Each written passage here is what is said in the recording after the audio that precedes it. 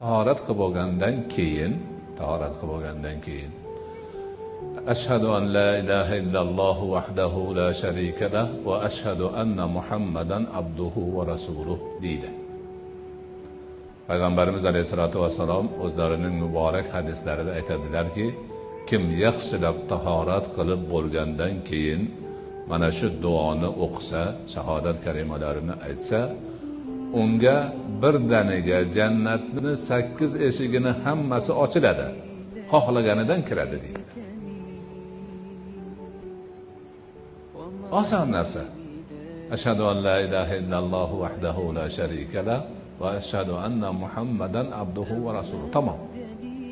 Qarabsizki, 8 eshiklik jannatni hamma 8 ta eshigi ochiq, xohlaganingdan kir. Bu degani nima degani? Bu degani demak shu ishni qilgan odam o'sha narsaga haqdor bo'ladi.